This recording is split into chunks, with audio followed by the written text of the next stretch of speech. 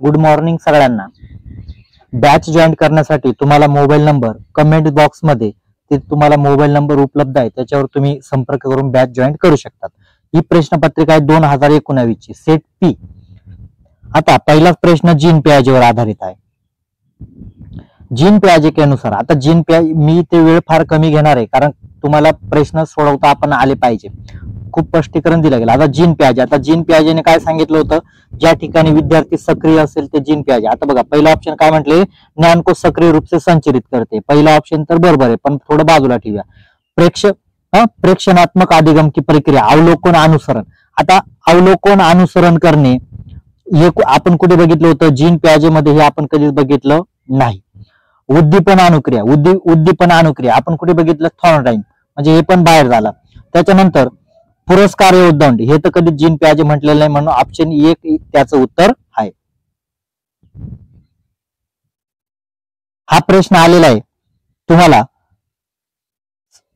जे सूक्ष्म कौशल्य आणि स्थूल कौशल्य याच्यावर आलेला आहे. चालक विकास की दर में व्यक्तिगत भिन्नताएं होते, फिर भी चालक विकास का क्रम, म्हणजे व्यक्तीच्या विकासामध्ये व्यक्तिगत भिन्नता असतात, बरोबर आहे का नाही. कुठलाही व्यक्ती असेल त्याच्यामध्ये भिन्न असते, पण तो चालक विकास का क्रम म्हणजे आपला जो विकासाचा क्रम कसा असतो, भिन्नता. आता मला गणित आवडेल, तुम्हाला मराठी आवडेल, पण माझा जो विकास झाला असेल म्हणजे कसा क्रमाने झाला असेल ना, म्हणजे पहिले काय झाला असेल, माझा स्थूल विकास झाला आणि त्याच्यानंतर सूक्ष्म होईल, प्रत्येकाचा असंच होईल ना. मग असं नाही बाबा या सरांना गणित आवडतं मग यांचा विकास पहिले स्थूल होईल मग सूक्ष्म होईल, असं नाही. म्हणून जो विकासाचा क्रम काय करतो, स्थूल आणि सूक्ष्म म्हणजे काय, पहिले आपण मोठ्या गोष्टी शिकून घेतो, म्हणजे हालचाल जी असते आपल्या शरीराची, पहिले हातांची हालचाल होते, नंतर आपण लहान मुलाला बघा, जेव्हा मूल लहान असतं त्यावेळेला त्याला बारीक पिन पकडता येते का, अजिबात नाही, म्हणजे मोठ्या अवयवांचा हालचाल होते. पण ज्या वेळेला ते मूल मोठं व्हायला लागतं बारीक पिन पकडता येते, म्हणजे स्थूल कडून काय होते,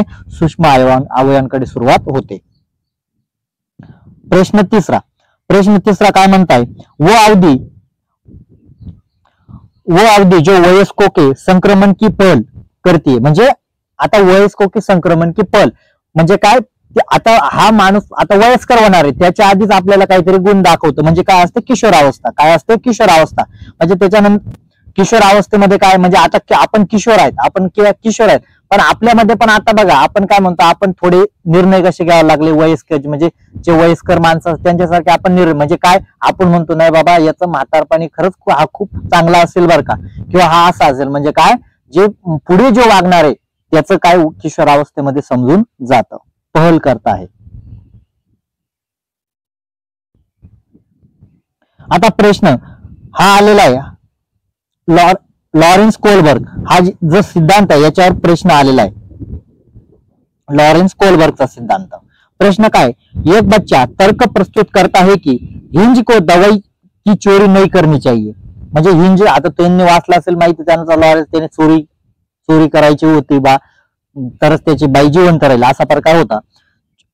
दवाई की चोरी नहीं करनी चाहिए क्योंकि यदि वो ऐसा करेगा तो वो पकड़ा जाएगा और जेल भेज दिया जाएगा. लॉरेन्स कोलबर्ग के अनुसार बच्चे के नैतिक समझ की अवस्था में किस अंतर्गत आता है. म्हणजे त्या लहान मुलाला काय वाटतं का, आता हिंजने काय केलं, आपली पत्नीसाठी ज्या मेडिकलवरून ती दवाई चोरली, तर चोरली नाही पाहिजे होती, मग त्याला असं काय वाटतं, त्याला काय वाटतं, दंड एवं आज्ञापालन म्हणजे काय, जर आपल्याला त्याला शिक्षा मिळेल, चोरी का केली नाही पाहिजे, त्याला असं वाटतंय का त्याची पत्नी वाचेल हा विचार करतोय का, तो विद्यार्थी फक्त विचार काय करतोय का त्याला काय मिळेल, दंड मिळेल, जेल भेज दिया जाएगा.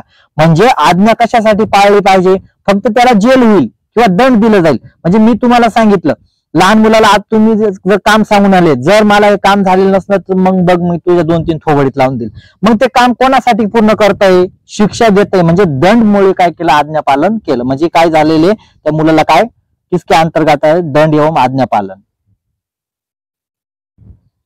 त्याच्यानंतर प्रश्न 5 बघा, मौखिक संवाद जो बच्चे अपने आप से करते, लेवायगोस्की का करते. म्हणजे लेवायगोस्कीने सांगितलं होतं का, मौखिक संवाद म्हणजे आपणच स्वतःशी बोलत, आपण एवढे मोठे झालो तरी आपण कधी कधी स्वतःशीच म्हणतोय बघा, मला उद्या जायचं, म्हणजे मनातल्या मनात. याला काय म्हटलं जातं, व्यक्तिगत वार्ता, स्वतःशीच बोलणे, व्यक्तिगत वार्ता. त्याच्यानंतर प्रश्न 6, खिलौने पहनावे की वस्तू, खिलौने, खिलौने, पहनावे की वस्तू, घरेलू सामग्री, व्यवसाय एवं रंगो विशिष्ट लिंग के साथ संबंधित करणारे प्रदर्शन करताय. म्हणजे आपल्याकडे अजून पण चालतंय बघा. मुलीचं घर असेल म्हणजे मुलीचा जी खोली असेल तिला पिंक रंग द्या, गुलाबी रंग द्या, बरोबर आहे का नाही.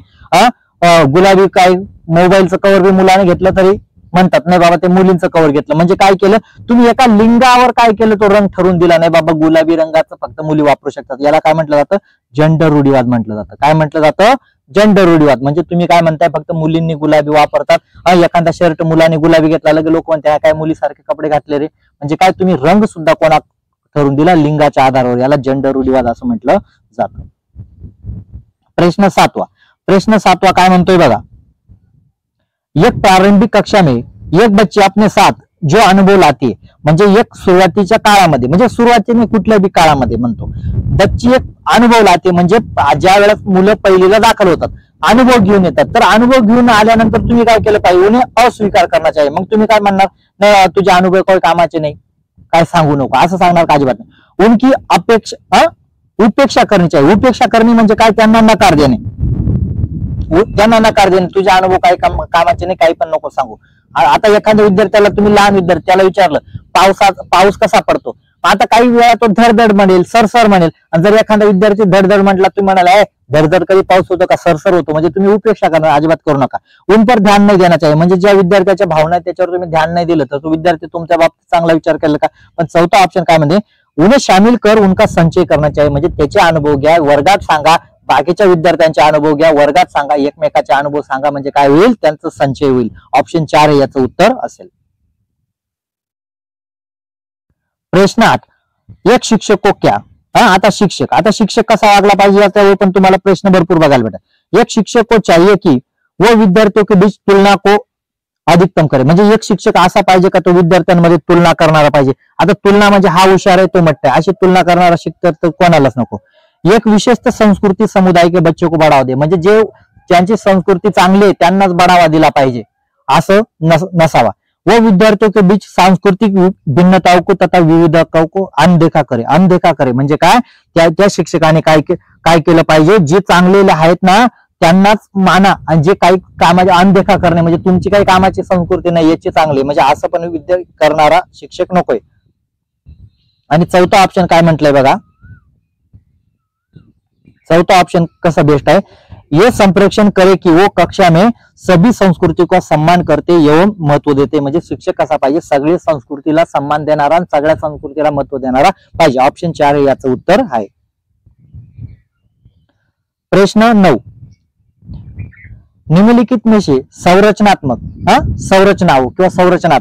शिक्षा का अधिगम 2009 किसकी वकालत करताय. म्हणजे 2009चं जे संरचनात्मक शिक्षा सांगितलेली होती त्याच्यामध्ये किसकी वकालत होती, म्हणजे समावेशी कक्षेची वकालत होती. कशी एकीकृत शिक्षण म्हणजे फक्त आपण एकतर्फी शिक्षण नाही, पृथक्करण म्हणजे काही वेगळं करून आपण तर कधी शिकवायचं नाही. मुख्यधारा शिक्षण, मुख्यधारा म्हणजे जे हुशार आहेत त्यांना शिक्षण द्या, असं तर नाही, एकीकृत नाही तर समावेशी शिक्षा, प्रत्येकाला शिक्षण मिळालं पाहिजे, या प्रकारे वकालत करते है.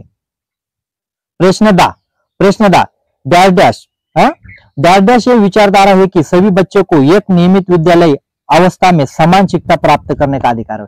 म्हणजे एकाच विद्यालयामध्ये प्रत्येकाला शिक्षण प्राप्त करण्याचा अधिकार आहे. म्हणजे काय, समावेशी शिक्षाच आहे ना, प्रत्येकाला शिक्षण प्राप्त करण्यास. समावेशी म्हणजे प्रत्येकाच्या गरजा भागवणाऱ्या. मुख्यधारा म्हणजे ठराविक विद्यार्थी. विशेष शिक्षा म्हणजे ज्या विद्यार्थ्यांना विशेष त्यांनाच द्या. बहु सांस्कृतिक असं अजिबात नाही. तर समावेशी शिक्षाच काय आहे का विद्यार्थ्यांना प्रत्येकाच्या गरजा भागल्या पाहिजे. आता प्रश्न 11, हा प्रश्न ऑप्शन मध्ये ऑप्शन होते पण प्रश्न सोपा आहे.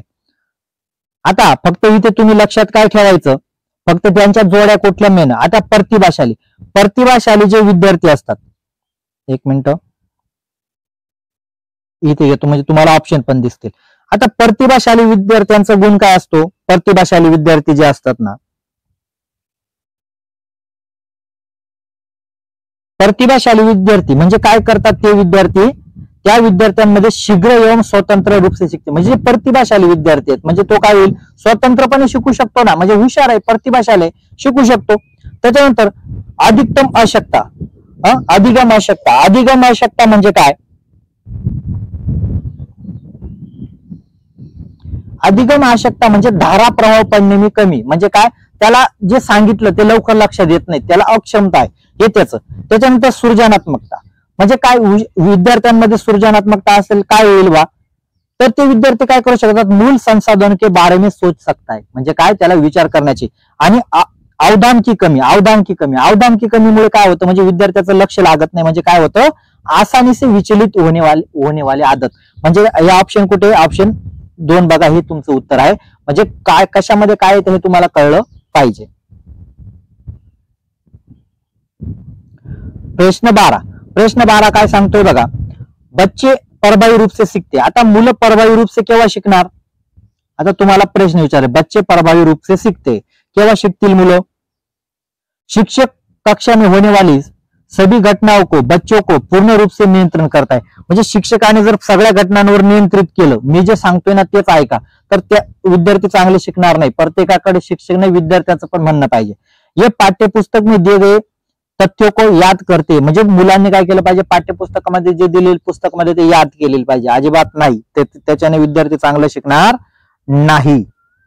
वे शामपट म्हणजे फळा. वो शामपट पर अध्यापक के द्वारा लिखे गए उत्तरों की नकल करते. म्हणजे मी जे फळ्यावर लिहून दिलं तेच तुम्ही लिहून घ्या, अजिबात नाही. तर चौथा ऑप्शन काय म्हणतोय? वो विभिन्न गतिविधियों एवं कार्यों में सक्रिय रूप से भाग लेते. म्हणजे जेव्हा विद्यार्थी स्वतःहून भाग घेईल, स्वतःहून सक्रिय असेल, तेव्हा तो चांगला शिकेल. कळालं? ऑप्शन 4. त्याच्यानंतर बच्चों को कक्षा में प्रश्न पूछणे. आता मुलांना वर्गामध्ये प्रश्न पूछण्यासाठी काय केलं पाहिजे? पहिलं ऑप्शन पूछने के लिए प्रेरित करना चाहिए. बरोबर आहे. प्रेरित करणं म्हणजे काय? वा शाबात, अजून प्रश्न विचारा, तुमच्यामध्ये काही शंका आहेत का मला विचारा. प्रेरित केलं पाहिजे का नाही? दुसरा ऑप्शन पूछने के लिए हतोत्साहित करणं. हतोत्साहित करणं म्हणजे काय करणं? प्रश्न विचारू नका, जरी उत्तर ते विचारला, काही पण प्रश्न विचारू नको, म्हणजे हतोत्साहित करू नका. पूछने की अनुमति नहीं देनी चाहिए. म्हणजे प्रश्न विचारू नको, प्रश्न पूछने रोकना चाहिए. अजिबात नाही. प्रश्न का बच्चों को कक्षा में प्रश्न पूछने के लिए प्रेरित करना चाहिए. ऑप्शन 1 त्याचं उत्तर आहे.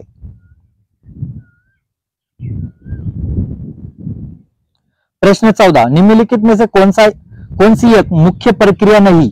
म्हणजे याच्यामध्ये तुम्हाला निगेटिव्ह काढायचं. नाही म्हटलंय, जिसके द्वारा सार्थक अधिगम घटित होत आहे. म्हणजे अशी कोणती प्रक्रिया आहे की त्याच्यामध्ये सार्थक म्हणजे जे आपल्याला साध्य करायचं ते घट होईल का? ते साध्य होणार नाही. कंठस्थीकरण व स्मरण पहिलंच आलेलं आहे. म्हणजे काय? फक्त विद्यार्थ्यांना पाठांतर करायला लावा, फक्त पाठांतर करायला लावून बोलायला लावा, याच्याने काही होणार नाही. म्हणजे काय? हेच निगेटिव्ह आहे, हेच तुमचं उत्तर आहे. पुनरावृत्ती एवं अभ्यास म्हणजे विद्यार्थ्यांना जो घटक आहे तो परत सांगा आणि अभ्यास करायला लावा, हे पण चांगलंय. निर्देश एवं संचालन म्हणजे काय? तुम्ही त्यांना आज्ञा द्या आणि त्याच्यानुसार तुम्ही काय करा, त्या आज्ञांचा कुठे काय वापरले पाहिजे संचालन करा, हे पण असेल. अन्वेषण एवं पारस्परिक क्रिया म्हणजे काय? त्यांना निरीक्षण करण्याची संधी द्या आणि आपापसात संवाद घडू द्या, म्हणजे हे पण चांगलंय. पण आपल्याला नाही म्हणजे निगेटिव्ह विचारलं होतं. म्हणजे ऑप्शन 1 याचं उत्तर काय? कारण तिथे काय म्हटलं? फक्त कंठस्थीकरण आणि स्मरण, याच्याने काय होईल? अधिगम घटित होत आहे.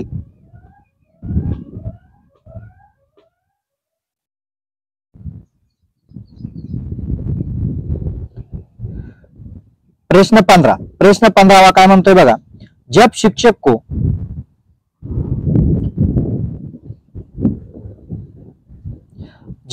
को विद्यार्थियों एवं उनकी योग्यताओं के बारे में सकारात्मक विश्वास होता है तब विद्यार्थी. म्हणजे ज्या वेळेला शिक्षकाला वाटतं ना, आता जसं मला वाटतं ही 4-5 जे आहेत ती काय पास होऊन जातील, जेव्हा मला विश्वास वाटतोय का नाही बाबा हे विद्यार्थी पास होऊन जातील, म्हणजे विश्वास वाटतो, याच्यामुळे काय होईल? मला जर विश्वास वाटतो विद्यार्थी शिकने के लिए उत्सुक एवं प्रेरित होते. म्हणजे काय? ज्यावेळेस शिक्षकाला पण वाटतो ना का नाही बाबा हे विद्यार्थी काय होईल? खरंच हे पास होऊन जातील बरं का सीटेट, म्हणजे काय होईल? सीखने में के लिए उत्सुकता प्रेरित होते. बरोबर आहे काय? निश्चित हो जाता है कि तथा सीखने के लिए किसी भी तरह प्रयास करना बंद कर देते. म्हणजे जर मला जर विश्वास असेल तर तुम्ही प्रयास कस काय बंद करणार? उत्साह भंग हो जाता है. कस काय उत्साह भंग होईल? उलट मला आनंद होईल ना, विद्यार्थ्याला पण का नाही बाबा मी पास होऊ शकतो. किसी भी रूप से प्रभावित तर होईल ना. जर तुम्हाला इच्छा असेल नाही बाबा मी सीटेट पासच होणार आहे तर काय होईल? तुमच्यावर नक्कीच सकारात्मक प्रभाव पडेल. म्हणजे ऑप्शन 1 त्याचं उत्तर आहे.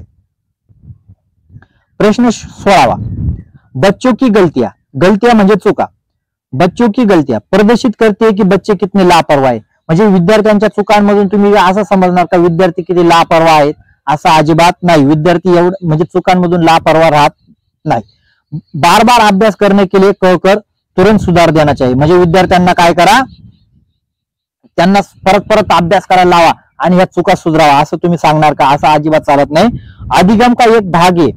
चुका काय आहेत? एक अधिगम का एक भाग आहे तथा उनके विचारों में एक अंतर्दृष्टी देते. म्हणजे विचारो की आता मी चुकतोय ना, तर मग तुम्हाला नक्की समजेल ना यार बाबा हा शिसव कुठे चुकतोय. म्हणजे काय होईल, तुम्हाला एक अंतर्दृष्टी देते. म्हणजे कुठे माझ्या चुकांमधून तुम्हाला नक्की समजेल का हा कुठे चुकत आहे. म्हणजे चुकत आहे म्हणजे काय तुम्हाला कळालं ना, अंतर्दृष्टी दिली ना. म्हणजे काय ऑप्शन 3 याचं उत्तर आहे. शिक्षण अधिगम प्रक्रिया में महत्वहीन आहे. महत्वहीन अरे महत्वाच्या आहेत, चुका महत्वाच्या आहेत. कारण जर तुम्ही आता मला सांगा, तुम्ही ऑप्शन आता मी ग्रुपवर प्रश्न टाकतो आणि तुम्ही उत्तर चुकवलं तर मी तुम्हाला सांगतो मग उत्तर सांगतो. म्हणजे काय, जर तुम्ही चुकवलं एखाद्याचं समजा उत्तर विचारलं पण नाही, चुकांनी उत्तर विचारलं नाही, तर मी त्यांना सांगेल का म्हणजे चूक झाली तर मी तुम्हाला योग्य मार्गदर्शन करतो. नाही मॅडम असं नाही, हे चुकलेलं आहे तुमचं. म्हणजे काय महत्वपूर्ण आहेत, पण इथं काय म्हटलंय महत्वपूर्ण नाहीये. असं चालणार नाही. चुका महत्वपूर्ण असतात शिकण्याच्या प्रक्रियेमध्ये. मूल्यमापन को आता मूल्यमापनावर पण तुम्हाला प्रश्न विचारले जातात. मूल्यमापन को एक अलग गतिविधि से रूप में लेना चाहिए. आता मूल्यमापन जर तुम्ही करणार तर मूल्यमापन अलग कसं काय करणार, अलग गतिविधि नाही. शिक्षण अधिगम प्रक्रिये में एक भाग होना चाहिए. म्हणजे मूल्यमापन काय आहे, शिक्षण अधिगम प्रक्रियेचा एक भाग मानावा. भाग आहेच. जर मूल्यमापन तुम्ही वेगळं करून चालेल का? मूल्यमापन शिक्षणासाठी करतात. केवळ नंबर के लिए आता केवळ मार्क मिळवण्यासाठी मूल्यमापन करणे. वस्तुनिष्ठ प्रकार में लिखित कार्य पर आधारित होता है. फक्त वस्तुनिष्ठ प्रश्न त्याच्यावर नाही, पण मूल्यमापन कशासाठी, मूल्यमापन को कैसे देखना चाहिए, शिक्षण अधिगम प्रक्रिया में एक भाग होना चाहिए. प्रश्न 18 काय म्हणतोय बघा. संरचनात्मक दृष्टिकोन के अनुसार अधिगम. आता संरचनात्मक दृष्टिकोन के अनुसार काय अधिगम काय, एक सक्रिय और सामाजिक प्रक्रिया है. अधिगम काय, एक सक्रिय और सामाजिक प्रक्रिया है. संरचनात्मक दृष्टिकोन के अनुसार एक सक्रिय और सामाजिक प्रक्रिया है. आता प्रश्न 19वां.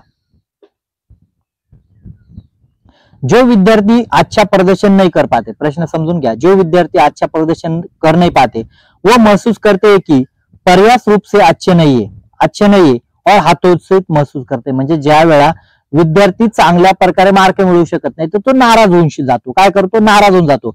तब उनमें बिना प्रयास के कार्य आसानी से छोड़ देने की संभावना है. म्हणजे जर एखाद्या विद्यार्थ्याला त्याच्या आता समजा सेट टाइम 2 वेळा दिली 3 वेळा दिली तरी नापास झाला, तर मग काय वाटतं, आपल्या विचार प्रक्रियेवर काय होतो, प्रभाव होतो.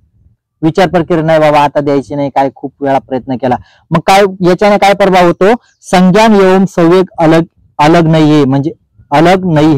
म्हणजे दोघं एकत्र आहेत. म्हणजे विचार प्रक्रियांचा तुमच्या भावनांवर परिणाम होईल. जिथे काय म्हटलं 2 मध्ये संज्ञान एवं संवेग संबंधित नाही. कस काय संबंधित नाहीये, तुम्हाला जर कोणी काही बोललं तुमच्या भावना दुखवल्या तर विचारांना पण वाईट वाटतं. म्हणजे हे पण बाहेर झालं. आनुवंशिकता एवं पर्यावरण अलग नाहीये. आता आनुवंशिकता एवं पर्यावरण अलग आहे ना, अलग नाहीये. कस काय, पर्यावरण वेगळं आहे ना आनुवंशिकता वेगळी. आनुवंशिकता एवं पर्यावरण संबंधित नाही. संबंध आहे, दोघांचा संबंध आहे. कारण दोघांचा एकत्र आल्यावरच विकास साध्य होईल. म्हणून ऑप्शन 1 त्याचं उत्तर आहे.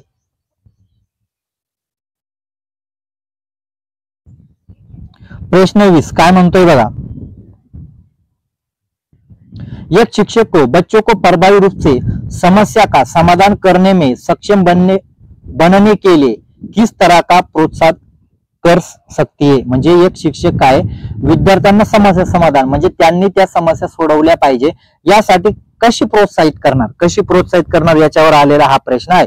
पाठ्यपुस्तक के सभी प्रश्नों को व्यवस्थित तरीके से समाधान. म्हणजे जे पुस्तकात प्रश्न दिलेले आहेत ना तेच तुम्ही सोडून बघा, असं चालणार नाही. पाठ्यपुस्तक से एक ही प्रकार के प्रश्नों के उत्तर के अभ्यास के लिए उन्हें पर्याप्त मात्रा में अवसर प्रदान करें. म्हणजे एकच प्रकारचे प्रश्न आहेत, एकच प्रकारचे प्रश्न काय करा, त्यांना वारंवार द्या आणि त्यांना समजा. एकच प्रकारचे कस काय प्रश्न दिलेले चालणार, वेगवेगळे प्रकारचे प्रश्न द्यावे लागतील.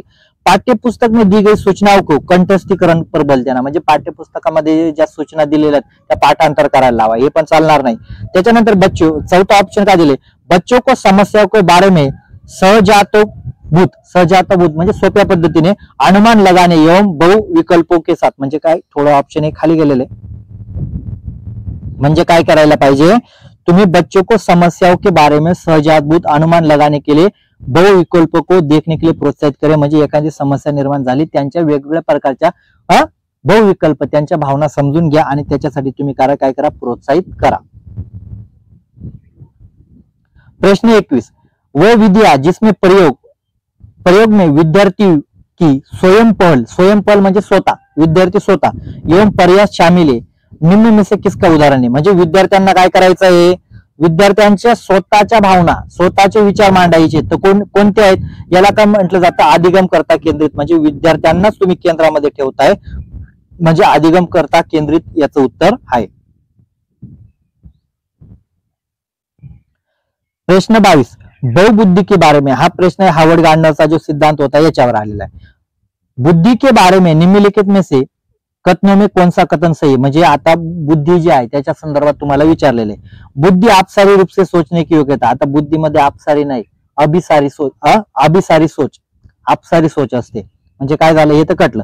बुद्धि अनुभव के परिणाम के रूप में व्यवहार में एक अपेक्षाकृत स्थायी परिवर्तन आहे.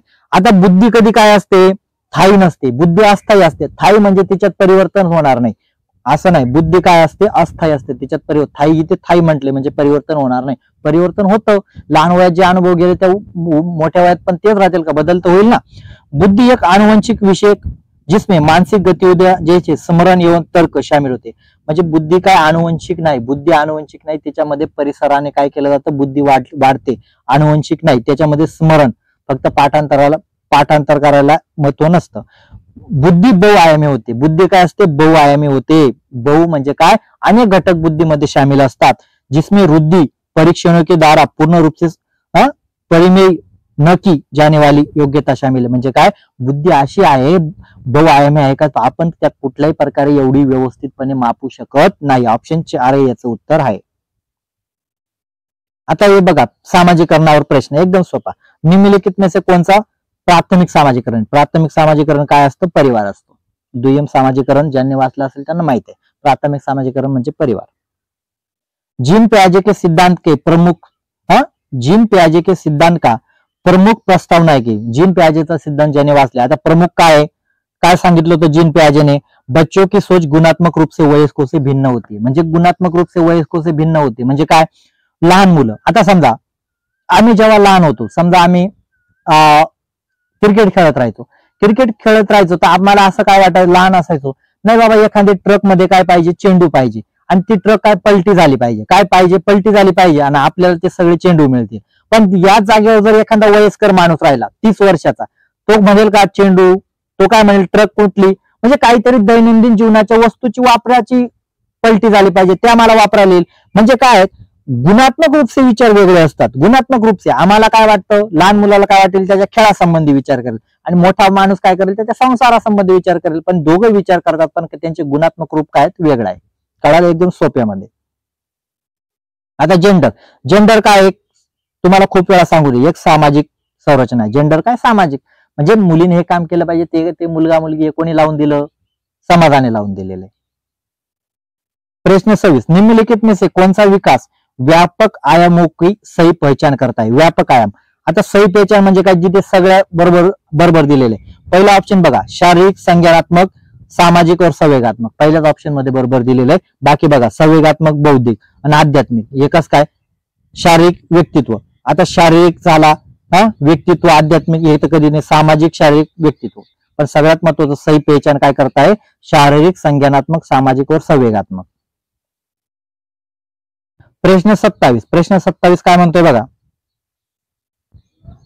बच्चों और उनके अधिगम के संदर्भ में से निम्नलिखित में कथनों में से कौन सा कथन सही है, म्हणजे काय, बच्चों के उनके अधिगम के संदर्भात, म्हणजे शिक्षणाच्या संदर्भात कोणतं कथन सही है, कौन सा कथन सही.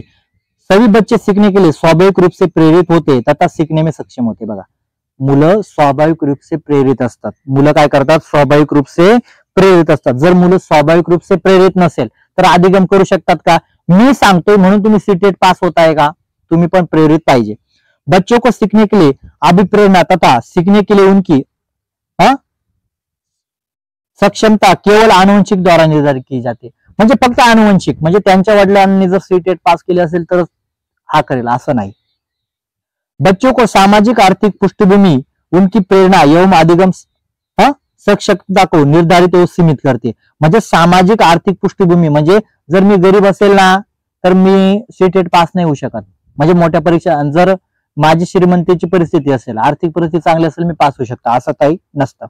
बच्चों को उनके अधिगम हेतु प्रेरित करने के लिए उन्हें पुरस्कृत एवं दंड करना चाहिए, म्हणजे तुम्ही काय करा, विद्यार्थ्यांना प्रोत्साहित करायचंय, काय सीटेट पास व्हायचे तर तुम्ही काय करा, त्यांना दंड द्या, चांगलं जोडून काढा, मग सांगा तू सीटेट पास व्हाय, असं तर चालणार नाही। प्रश्न 28 एक प्रगतिशील शिक्षा में बच्चों को किस तरह देखना चाहिए। आता प्रगतिशील शिक्षणामध्ये मुलांना कसं देखणार, छोटे वयस्कों के रूप में, म्हणजे त्यांना छोटे बालक मानायचं का, अजिबात नाही। निष्क्रिय अनुसरण, म्हणजे हे विद्यार्थी निष्क्रिय अनुसरण करतात असं म्हणायचं का। सक्रिय अन्वेषण रूप में, म्हणजे विद्यार्थी काय करतात, निरीक्षण करणार आहेत असं म्हणावं लागतं। खाली प्लेटो, म्हणजे काय विद्यार्थ्यांकडे कुठलेही अनुभव नाही, काही कामाचे नाही, फक्त येऊन बसले असं तुम्ही मानणार का, अजिबात नाही। ऑप्शन 3 याचं उत्तर आहे। ले वाइगोस्की के अनुसार, आता ले वाइगोस्की के अनुसार काय आहे, अधिगम म्हणजे शिक्षण काय एक सामाजिक प्रक्रिया आहे, काय आहे, सामाजिक प्रक्रिया आहे। ऑप्शन 1 याचं उत्तर आहे का, शिक्षण काय एक सामाजिक प्रक्रिया आहे। आता शेवटचा प्रश्न हा तुमच्यासाठी ठेवतो, हा प्रश्न आहे जीन पियाजे, कोणावर आलेला आहे, जीन पियाजेवर। याचं उत्तर कमेंट बॉक्स मध्ये द्या, कोण उत्तर बरोबर देतं हे बघूया। विचारलंय पूर्व संक्रियात्मक अवस्था, त्याच्या संदर्भात काय दिलेलं हे तुम्ही सांगायचं, कमेंट बॉक्स मध्ये याचं उत्तर आलेलं पाहिजे।